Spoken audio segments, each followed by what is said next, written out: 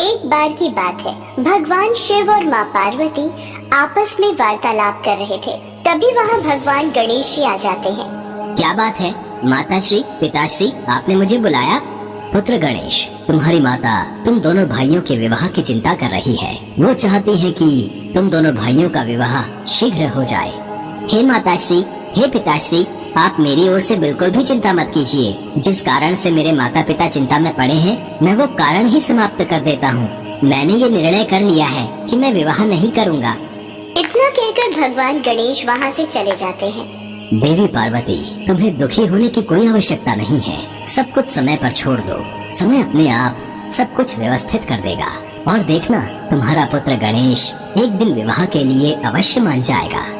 उधर भगवान गणेश वन में तपस्या करने के लिए चले जाते हैं।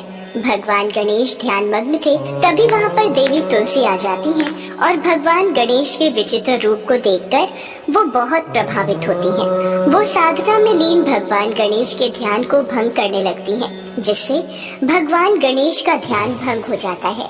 देवी, तुम कौन हो और यहाँ क्यों आई हो? मेरी ध्यान साधना में विघ्न उत्पन्न करके अच्छा नहीं किया तुमने। हे देव, मैं धर्मध्वज की पुत्री तुलसी हूँ। मेरी माता का नाम माधवी है। मैं अपने वर की खोज में यात्रा पर निकली थी। आपको देखकर लगा जैसे मेरी यात्रा का उद्देश्य पूर्ण हो गया है। आपके विचित्र रूप ने मुझे बहुत प्रभावित किया है। मैं आपसे विवाह करना चाहती हूँ। नहीं देवी, मैं आपसे विवाह नहीं कर सकता। मैंने विवाह ना करने का प्रण लिया है। कृपया करके आप यहाँ से चली जाइए। भगवान गणेश जी ने देवी तुलसी जी से विवाह करने के लिए मना कर दिया। इस बात से तुलसी जी क्रोधित हो गई। क्रोधित हो उन्होंने गणेश जी को श्राप दे दिया। तुम आज शादी करने से मना कर रहे हो और एक समय आएगा जब तुम्हारी 2 शादी होगी और 2 पत्नियों के साथ तुम अपना जीवन व्यतीत करोगे। तुलसी जी के श्राप को कुछ समय बीता। तब तक भगवान गणेश की भी विवाह करने की इच्छा होने लगी, लेकिन उस समय कोई भी देवी देवता अपनी पुत्री का विवाह भगवान गणेश से नहीं करना चाहते थे।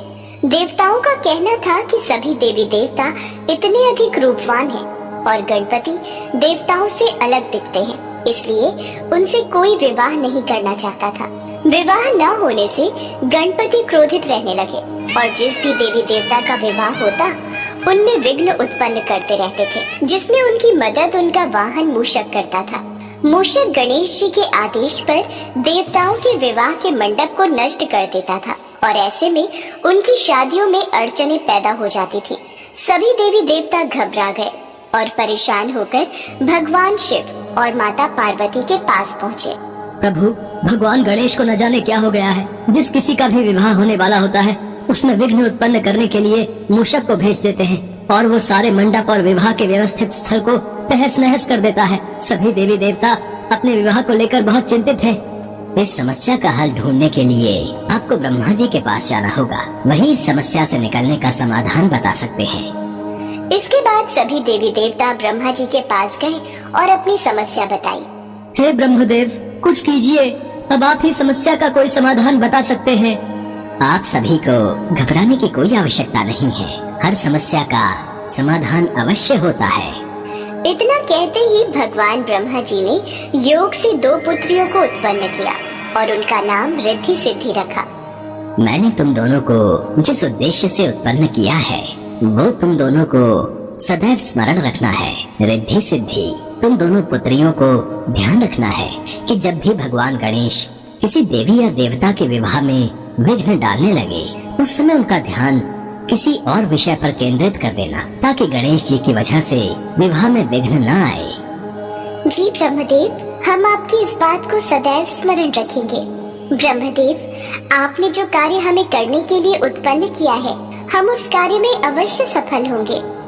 इसके बाद ब्रह्मा जी रिद्धि सिद्धि को लेकर गणेश जी के पास पहुँचे।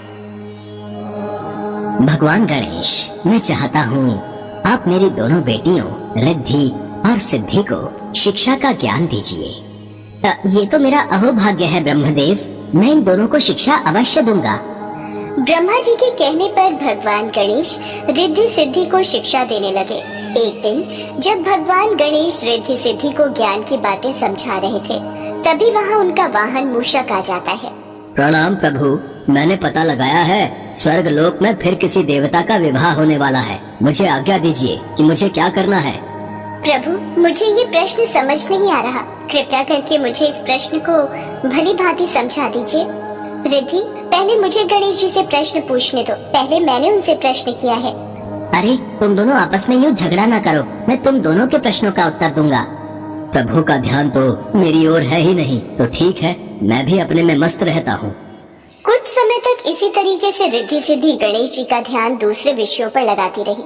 एक बार गणेश जी की नजर अपने वाहन मूषक पर गई।